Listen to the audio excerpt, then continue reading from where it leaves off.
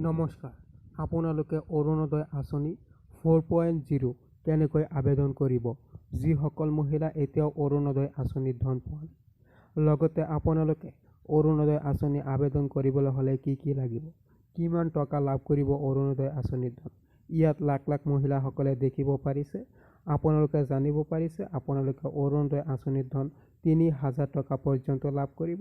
লগতে ৪০ লাখ মহিলাই লাভ কৰিব ২৫,০০০ টকা। লগতে দিয়া হ'ব ১৫ লাখ নতুন চৰকাৰী ঘৰ। ১৫ লাখ নতুনকৈ অৰুণোদয় আঁচনি আবেদন কৰিব পাৰিব।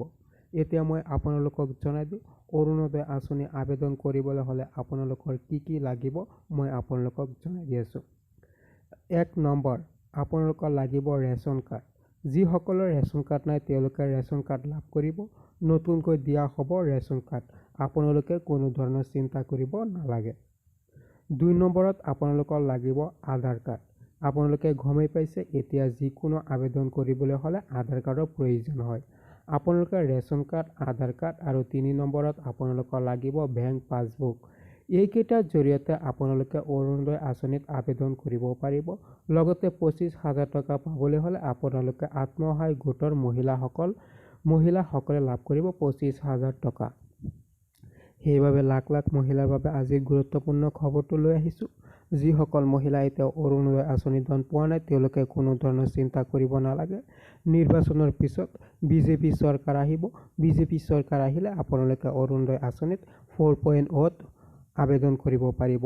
মই আজি আপোনালোকৰ বাবে লৈছোঁ গুৰুত্বপূৰ্ণ এটা ভিডিঅ'। এই ভিডিঅ'টো শ্বেয়াৰ কৰি দিয়ক যাতে সকলো দুখীয়া মহিলাই গম পায় আপোনালোকৰ বাবে আহি আছে 4.0। যিসকলে ৯,০০০ টকা পোৱা নাই তেওঁলোকে লাভ কৰিব ৯,০০০ টকা।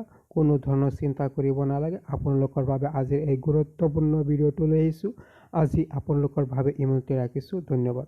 লগতে আপোনালোকে আবেদন কৰিব পাৰিব নিৰ্বাচনৰ পিছত নতুন চৰকাৰ আহিব, বিজেপি চৰকাৰ আহিব। বিজেপি চৰকাৰ আহিলে আপোনালোকে নতুনকৈ আবেদন কৰিব পাৰিব অৰুণোদয় আঁচনিত।